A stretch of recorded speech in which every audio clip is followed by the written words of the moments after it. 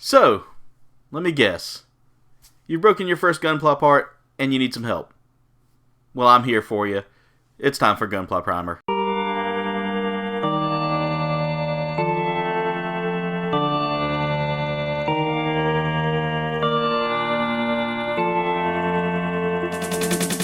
What's going on, comrades, and welcome to another exciting episode of Gunpla Primer.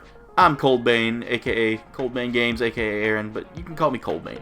Or Aaron, whichever one you're comfortable with. Welcome to Gunpla Primer, guys, to the place where you're going to get some tips, tricks, all of that information on how to fix, on how to enjoy the hobby of Gunpla.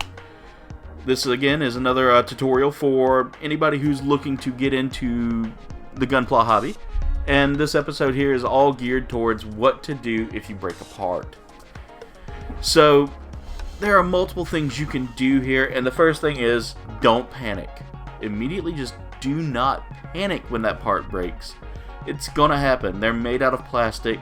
Those plastic pieces are gonna get brittle. They're gonna break. The kit's gonna fall off of a shelf. As you can see, there are shelves behind me with all kinds of toys. Those toys fall. Gunpla is the same way. It's not well balanced sometimes. Sometimes the kits are very top heavy. And sometimes you might just have a stand sitting there and bump it and it pulls your kit down. What to do if it breaks is not to panic. You've got so many different options you can do with that. First option is weigh the value of the kit. Is it really going to be a hard to find kit? Or is this an older kit? Does this kit have some sentimental value to you? If so, get you some things like, modeling glue or super glue. Super glue is very good if you're in a pinch. Modeling glue is the best.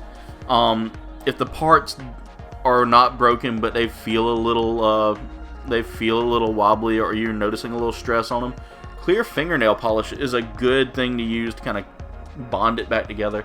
The acrylic in that will kind of bond a little bit with the it'll bond with that broken piece, and I mean, it's kind of like super glue. It literally has the same properties as super glue. The next thing you're going to want to do is, if the part doesn't fit into the Gundam properly, or if you notice the joints are loose, again, there's plenty of options out there. I like using clear nail polish to help kind of fatten up those joints and help kind of give them a little bit of robustness. Say the kit falls and now you notice the arm's a little extra loose, and it's probably just because a little bit of that plastic got chipped. Fatten up that joint. It doesn't hurt it one bit. In fact, it kind of makes it a little easier to do some of those poses with weapons. You'll notice that the arms are a little weak to hold the weapon. Sometimes putting a little extra super glue in there or something of that nature. There are other things out there you can buy. There's Tamiya paste and Tamiya glue, and the Tamiya brand stuff is really good. I recommend it for the more complex builder, but if you're really not comfortable, a little super glue will hold parts in place. So next up, we end up breaking a piece altogether, and I have done it. The V-fins are notorious for breaks. Again, a little dab of super glue in that break spot, and then if you want to touch it up a little bit, you can always get a little bit of just a little bit of paint to kind of fill in that crack. But another thing you can do is super glue it, clear fingernail polish. That'll kind of fill in those gaps a little bit, and then paint over it if you want to. You don't have to paint it.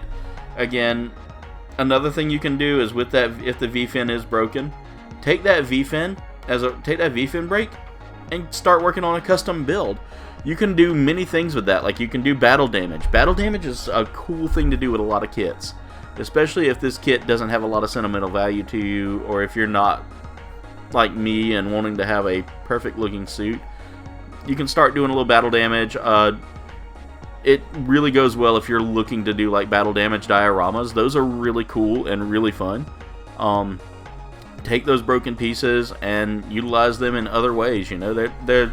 There's so many possibilities.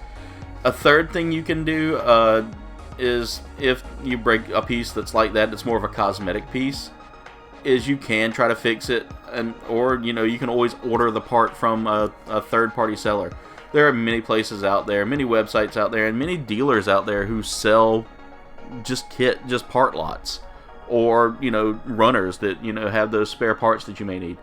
Always look them up. They're not a terrible price either. A lot of times they'll sell them for a lot cheaper than what the cost of the kit is, and you just got to pay for the runner and shipping. That's an option there for you if you're looking to get a new part. Next up, is if the kit is ultimately in pretty bad shape, I would say start looking at kit bashing. Start looking at utilizing those parts from that kit. Broken kits make the best kit bashing kits, and I'll tell you this more later on in another episode what kit bashing really is. But in a nutshell, kit bashing is creating your own Gundam or combining parts to make a new Gundam. There are plenty of shows out there that kind of focus on that a little bit, like the Gundam Gundam. Oh, any other time I'll remember names, and today I'm just drawing a blank. But there are some Gundam series out there that really focus on like custom kits that have been made and put into like a video game. There's a video game, New Gundam Breaker, that's all about like taking parts and customizing your Gundam. Again, it's all up to you how you want to handle that situation. Again, panic is the last thing you want to do. Like, first thing you want to do is you really want to like really embrace the flaw in this. It's how Gundam building goes. You're not going to really hate what you did. You're going to feel kind of frustrated that the part broke, but then after that, recoup, rebuild. Another thing you can do is see if you can find that kit again if the kit is totally destroyed. Again, if it's totally destroyed, no fixing it. Salvage the parts. That's really all there is to it. I mean, it's not bad.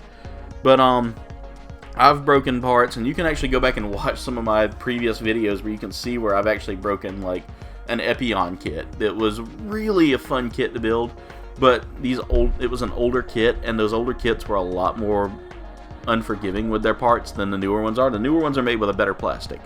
So definitely it's worth your money to make sure you're investing in a kit first that's not going to break. But if it does break, don't panic. Sell the story. It's your build, your design. You can always make it into something else. Finally, one thing I will say is if the part breaks and you lose any of the pieces to it, like say you got a joint part that breaks, sometimes they make aftermarket joint parts. Like for instance, when I did a kit bash of Death Scythe Hell and Barbatos Rex, I wanted to get the arms of Barbatos Rex. If you've never seen Iron Blooded Orphans, I recommend going to check it out. And if you've never seen Gundam Wing, I recommend checking out that and Endless Waltz. But I took the body of Death Scythe with the wings of the Death Scythe Hell custom from Endless Waltz, combined those together to make, and along with the Barbatos, to make my own variant of the Barbatos, of the Death Scythe Hell. And I ran into so many problems with the joints not working because it was two different generations of kits and two different styles of kits. Those, you got to make sure the parts are going to work right. But if for some reason they don't, and you need a joint fixed quick, sometimes they sell aftermarket joints that will work with all kits. Definitely go look those up too. You can find those on any Gundam retailer or even Amazon. Amazon has them dirt cheap. Those joint connectors are really like super cheap comparative to like, going anywhere else and trying to customize it. Another thing you can do is if it's a part that has spares on the runner, which is very rare, but sometimes you can actually swap out parts from previous runners. Check to make sure to see if you have a backup piece. If it's a polycap, you're going to have leftover polycaps from a previous build. They're always there. Utilize those backup polycaps. I always keep mine in a box with all of my other polycaps that I have from other kits, and I can see if they'll work. I'll look and see if they're a match or if they're very close to where I can kind of like mod them and use them.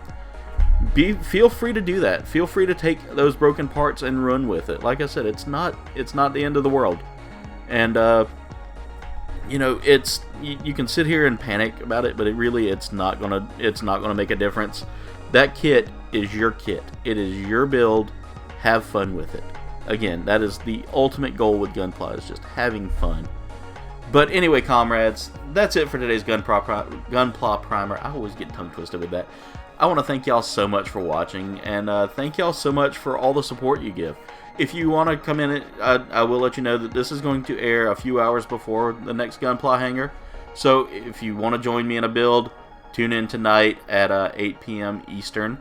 I'll be doing another build. It's always fun to have y'all on board. Come on by. If you have any questions during that time, I'm always free and available to answer them. I will watch the chat. My mods will let me know if there's a question being asked. They always let me know real quick. Hey, you got a question? Can you take care of that? I'm glad to answer any questions you have. Anyway, comrades, I want to thank y'all so much for watching. Much love, comrades, and das vidanya.